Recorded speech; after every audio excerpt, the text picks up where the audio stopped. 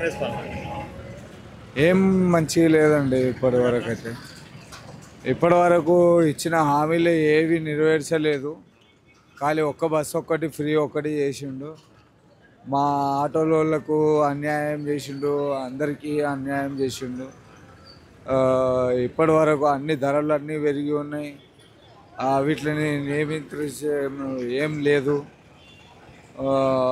మా ఆటో వాళ్ళకు 1000 రూపాయలు ప్రతి నెల ఇస్తా అన్నారు, అవి కూడా లేవు. పింఛన్లు కూడా ఇస్తలేరు.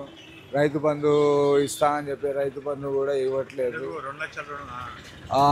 2 లక్షల రూపాయలు రుణమాఫీ చేస్తామని అన్నారు, అది కూడా చేయట్లేదు.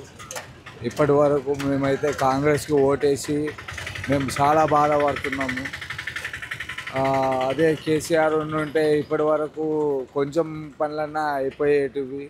కానీ కాంగ్రెస్ గవర్నమెంట్ అయితే చాలా వేస్ట్గా వేయించుకున్నామో అనిపిస్తుంది ఇప్పటి వరకు అయితే.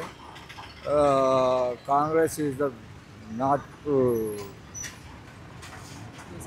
మంచిగా లేదండి, పరిపాలన ఏం లేదు. రేవంత్ రెడ్డి అతన్ని చూసుకుంటున్నాడు. ఖాళీ ఏమన్నా అంటే కేసీఆర్ మీద విమర్శలు చేపిస్తున్నాడు, అంతేగాని ఏం పనులు మాత్రం ఏం చేయట్లేదు.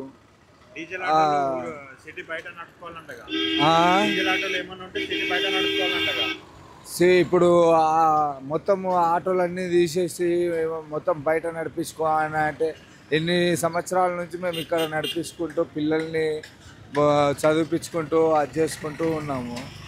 ఒకటేసారి బయటికి వెళ్ళమంటే ఎక్కడ వెళ్ళి ఎక్కడ బతుకుతాము? ఉన్న ఇల్లులు కూడా గులగొట్టేస్తున్నాడు. ఆ ఇల్లులు కూడా మాకు లేకుండా చేస్తున్నాడు. ఇందిరమ్మ ఇల్లులు ఇస్తా అన్నాడు, ఇందిరమ్మ ఇల్లులు ఇవ్వలేదు ఇప్పటివరకు దాని గురించి ఒక మాట లేదు. మళ్ళీ రేషన్ కార్డులు ఇస్తామని అంటున్నారు, అవన్నీ చిత్తు కాగితాల కింద చెత్త కొండి లోపల వాడేస్తున్నారు. ఇప్పటివరకు అయితే రేవంత్ రెడ్డి పాలన చాలా అసంతృప్తిగా ఉందండి.